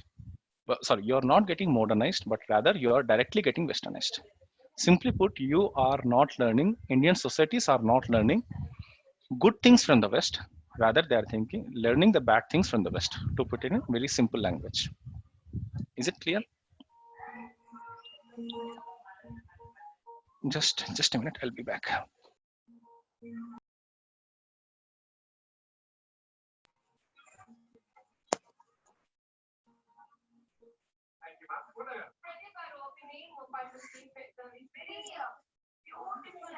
Okay, I hope you understood what is medieval, what is modern, what is Orientalism, what is Occidentalism. Okay, these are often asked in the exam, but you should be very clear when you're writing your answers.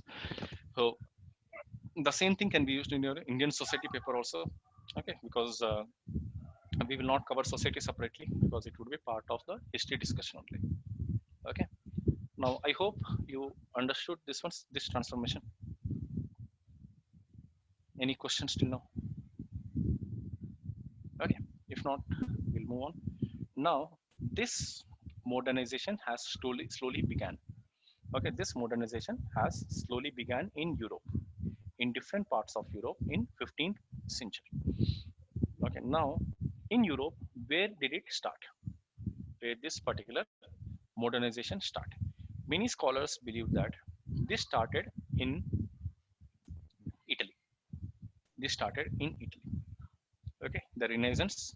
Again, as I told, this is a outdated concept, but still we will have a discussion about the Renaissance in Italy. Now you can see the Italy, the location of Italy.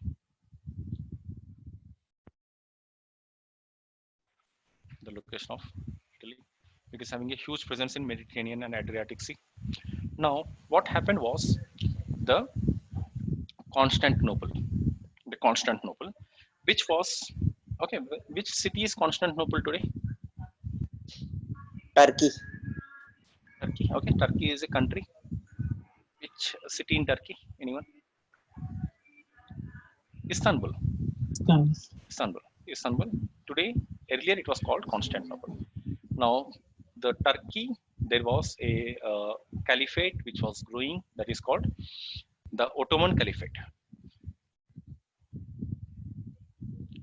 Ottoman Caliphate. Now, what happened is in one particular year that is called 1453. 1453. In the year 1453, this is a very important world event because Constantinople was captured by Turks, the Ottoman Turks. And once this Constantinople was captured by Ottoman Turks, what happened was all the scholars who were living from here, they started migrating into different places of Europe. And most importantly, it is the Rome. Now you can see the location of Turkey. Okay, Turkey. technically is in Europe, but partly is in Asia also. Okay, and Istanbul is a transcontinental city. Transcontinental city. That is partly in Europe, partly in Asia. Partly in Europe, partly in Asia. Now, this is a land bridge between Europe and Asia. Now, the Ottoman Turks, they captured this particular region, Constantinople. If you see, in those times in 1400s, 1450s, the sea route was not very much developed. Because the sea routes were not very much developed, there was only traveling through land routes. Now, from Europe to Asia, they were called Silk routes. Silk routes. Now, this came under the Ottoman Caliphate. When this came under the Ottoman Caliphate, a lot of scholars, they fled from here and they entered different portions of Europe, and most of them went into Italy. Now, the question is, why Italy? The question is, why the scholars went to Italy? There are multiple reasons. You can write a note. Why Renaissance? Why Renaissance began in Italy? Why Renaissance began in Italy?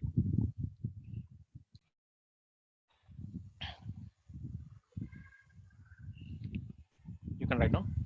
First one, location. Again, you have to be very objective in your answers. So what I suggest is make a tabular column. Okay, whatever points I'm giving, make a note like this. And under that, you have to write the examples. First one, location. Okay. Second one, civilization. Third one, the role of church. The role of church. Fourth one, trade. Fifth one, language. And sixth one, if you get anything, you can write it down, or power. Power vacuum. Okay. So under this, each of this, you can write the points. In location, you can write. In location, you can write the city states. City states. What is city state? Any examples of city state today? Singapore. It is a city. Monaco, very good. It is a city as well as a country as well. Any example in India's neighborhood? Singapore. Okay, Singapore is a good example of city state. That means it is a city as well as a country as well. Now, there were some city states in Europe, in Rome, in Italy. You can give the examples like Florence,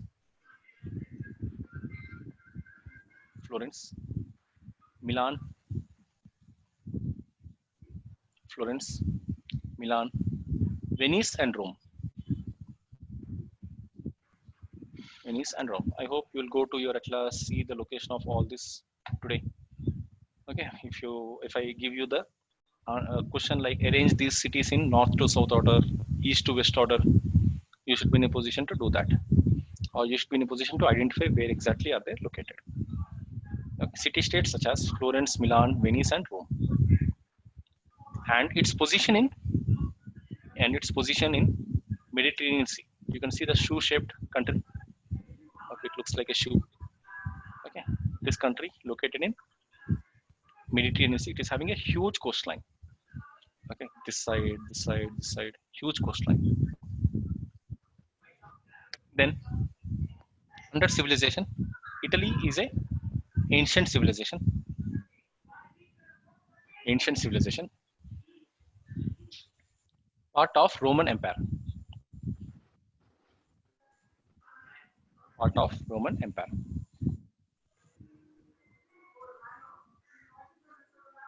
Part of Roman Empire. Okay, when Constantinople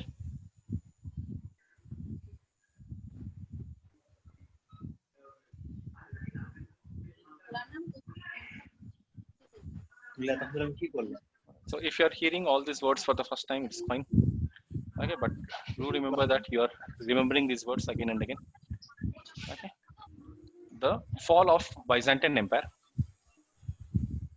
The fall of Byzantine Empire. So there was an empire called Byzantine Empire. This was defeated by Ottoman Caliphate. Ottoman Caliphate. Okay, and the city of Constantinople was captured. The fall of Byzantine Empire and and capture of Constantinople. Capture of Constantinople made the scholars. Okay, so whenever there is a trouble, people look for religion. Okay, made the scholars to look at the church as a respite. As a respite. As a respite. The next point, trade. Okay, trade flourished with trade routes from West Asia and China. Okay, so they not only had trade, but also they brought back more and more ideas. There was exchange of ideas also.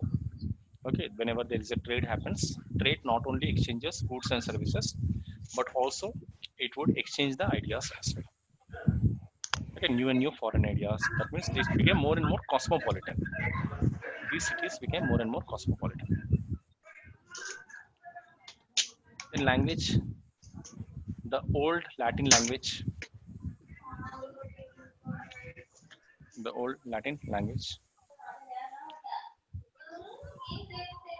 Then power, there was vacuum of leadership. There was vacuum of leadership in northern Italy and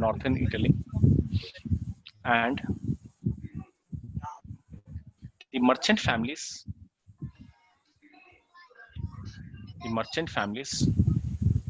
Sir, could you please repeat the last one, sir? Yeah, there was a vacuum of leadership in northern Italy.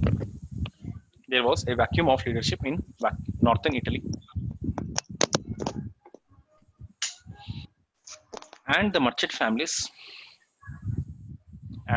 families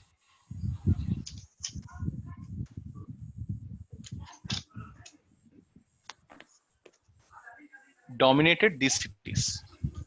Merchant families dominated these cities. Earlier there was role of church. Over time, this church started losing its authority over northern parts of Italy. And many regions in northern part of Italy came under the control of merchant families. And these merchant families were huge patrons of art and literature. Okay, that means in their courts they used to have the scholars, poets, artists. So they gave a huge amount of employment to all these. Now the scholars, when they were going back, they were looking at these merchant families for their, you can say, livelihoods, and they patronized also. Now the changes in, you can say, the society are reflected in art and culture. See, what is art? Art is manifestation of culture. You can write. Art is, okay, first of all, what do you understand by art? Anyone?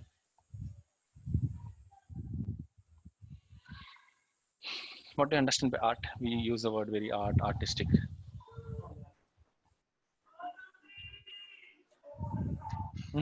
Art is something creative.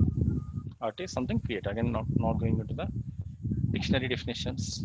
Okay, art is something creative. What is culture? The way people live. The way people live. It includes religion, language, society, dressing, food.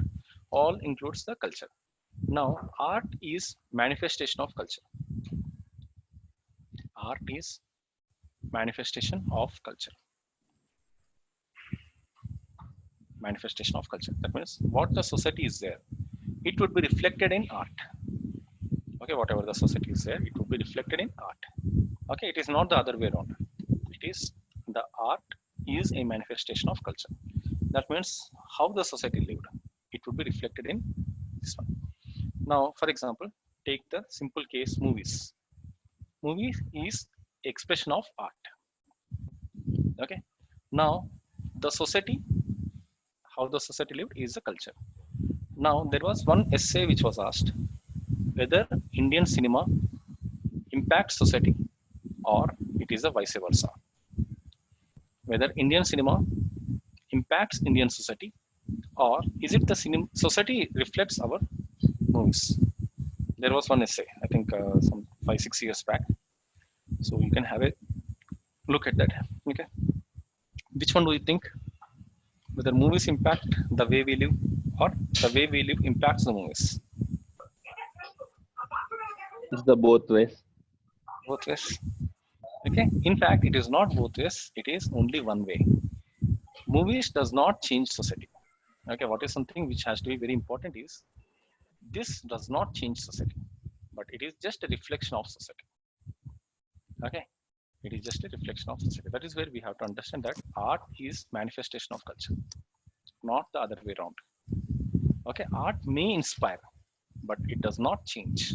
It may inspire society to do something, but it does not completely change the society. Okay. Now, what is something more important is here. If you see the movies of 1950s to 1960s, 1970s. Okay. Who are the heroes in 1950s movies? Okay. What was the profession of the? We don't know. Okay. Most of them are farmers. Most of them are farmers. Who are the villains? The zamindars Zamindar? were the villain. Have you noticed this? Why is it like that? Because the society was like this. But in 1970s, who are the heroes? The factory workers. Okay. Who are the villains? The factory owners. You notice this? Why is it like that? Most of them. Why is it like that? Because this was a time when industrialization has started in India. 1960s, 1970s, the industrialization started. In 1990s, who are the heroes? Okay, they are NRAs coming from America. Have you noticed this? Okay, so this is the way we can see that this was a time of liberalization. Now, over time, when we change the society, the same thing would be reflected in art as well. Now, art, today we are talking about movies, but in those times, art means it could be paintings, it could be literature, it could be music, it could be sculpture. Now, in all these forms, the societal changes would be reflected. The societal changes would be reflected. For example, if you see the literature of ancient times, more or less the literature is revolving around God. But if you see the literature of modern times, the element of God would be reduced and it would be more about talking about humanism, humanity. I hope you understood the difference. Just like the movies are reflecting the society because this is an artistic expression. They reflect the society. In the same way, even in all these art forms, the changes in the society would be reflected. Either in paintings, a medieval painting and a modern painting. If you take a medieval painting, most of the time there could be representation of God or super divine features. But when we are talking about the modern paintings, they talk more about these ones. Again, you have to substantiate with lot of examples. You have to substantiate with lot of examples. Now, I'm not saying there is no divinity in the modern this one, but the element of divinity would be limited. And there is a rise of humanism in this one. Okay, I hope you understood the difference. Any questions still here?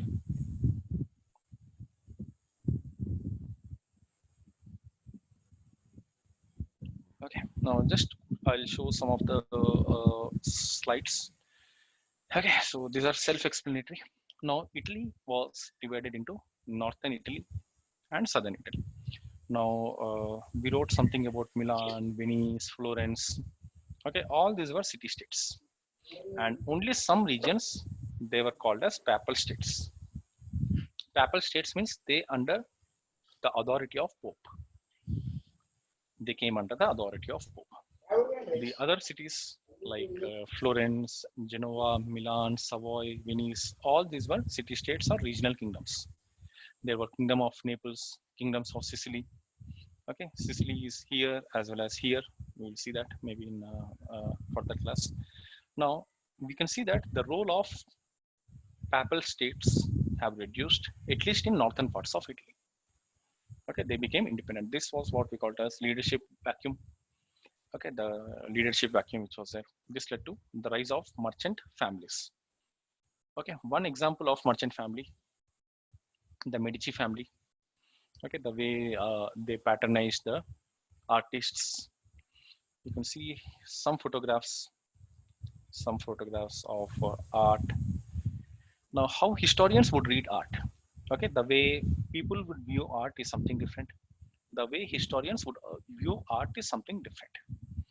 Now, this is one example how historians are viewing the art. Okay, a painting. Maybe for common people, it is just a painting of a god, okay, painting of some people. But when we talk about Renaissance art, now how historians would view it, how historians would view this. Okay, now you can say there is something called perspective. Now, what is perspective? Means distant objects and this one, what we today call as the 3D effect or foresighting technique. Okay, in art. So where we can see that is something are distant, something are here. Now this is something different which came to India at a later date. Okay, this perspective was not there in Indian paintings. Have anyone noticed the paintings of Ajanta and Ellora? You can just Google it. You'll get the paintings of Ajanta and Ellora. Most of those paintings are 2D in their nature. Now these 3D paintings were not there in India. These 3D paintings came during the time of Mughals. During the time of Mughals. You can Google this one, Ajanta painting, Ellora painting, and you can also Google the modern paintings. If you want me to share, I can quickly show that how exactly is it. Okay, so what exactly is perspective is. So for example, if you see the paintings of Ajanta or Ellora, what you will see is most of the paintings are 2D in its approach. Like when network is slow, most of the paintings are 2D in its approach. That means all the figures are standing one beside the other. Okay, have you seen old movies? Maybe movies in 1950, all characters would come in a straight line. They will say their dialogue and they will go back. But if you see movies today, where there will be some theme, there will be some scenes, not our characters would come in a straight line and say this one. In the same way in drawings also, in the paintings also. In ancient times, in 2D paintings, all the objects are at this, you can say, they are in the same plane. But over time, you can see that the different planes emerged. This is called the 3D paintings of this one. Now, this is the perspective techniques, showing distant objects. Then religion. There is an importance of religion, but it was not as much as it is there in the ancient times. Okay, in ancient times, the god is often portrayed as supernatural. But here, the god is not supernatural, but there is a continued importance of religion during Renaissance. The religion continued to play a role, but not as much as it was playing in the ancient times. Then most importantly, the individualism is portrayed. That means when you see these individuals, you will see, just by seeing them, you will notice that some are rich, some are poor. That means some are of high status, some are of low status. Just the artist wanted to portray. Okay, have you seen a good director? Okay, a good movie. Instead of saying something in the background, what they will depict is maybe one scene they were going to depict the whole thing. Okay, that means instead of they wanted to portray a story to your audience. A good director or a good you can say the person or a artist, what they'll do is even one single scene they will portray the whole of the gist in one single scene. Have noticed this? So a good artist, if you say, in the same way he is going to portray this one, saying that this person belongs to someone like a high status. And also the importance of beauty would increase in the modern paintings. In earlier paintings, the centrality of theme was God. But today, in modern paintings, that means during the Renaissance, the importance of God is this much, the importance of others is this much. Have you noticed this? the importance of God is reducing. This is what we can call it as the modern paintings. Okay, this is something the way the artists portray to show the changes in the society. To show the changes in the society. This is how the historians would analyze the art. From historians' viewpoint, whenever they see a painting, they are going to see from multiple angles. Okay, you can see the perspective, what I call it as perspective. Okay. Any questions till now?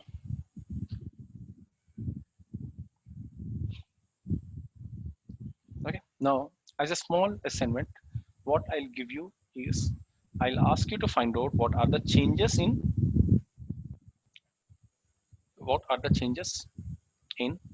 different portions of art, either in literature, how literature changed, how paintings changed, how sculpture changed. Make a example of each of this during ancient times, during Renaissance time. And also this is first question in this Renaissance. Second question in this Renaissance is compare and contrast. Compare and contrast Renaissance in Italy with Renaissance in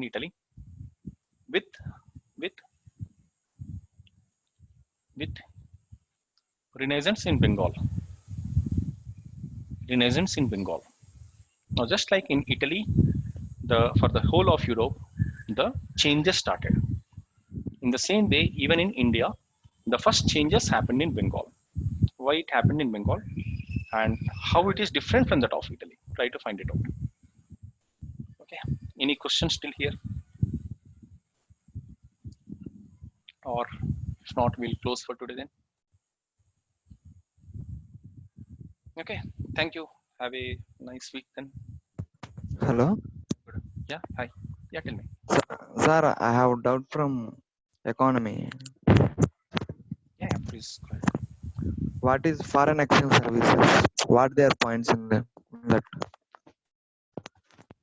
Okay. Foreign exchange reserves. Forex reserves. Okay. Forex reserves have 4 components.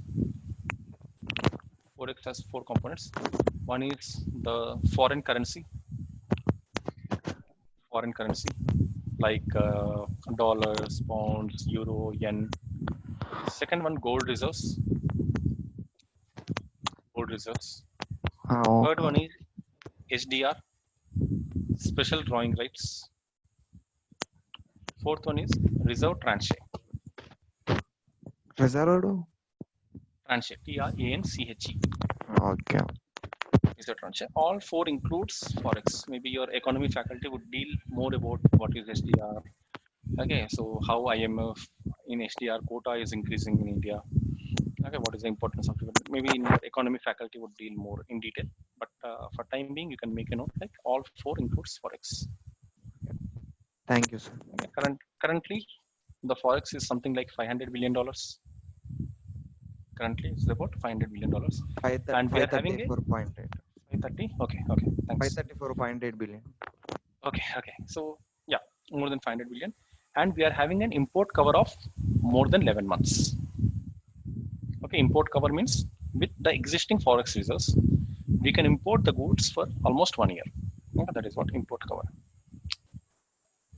Okay, any questions till now? Any other questions?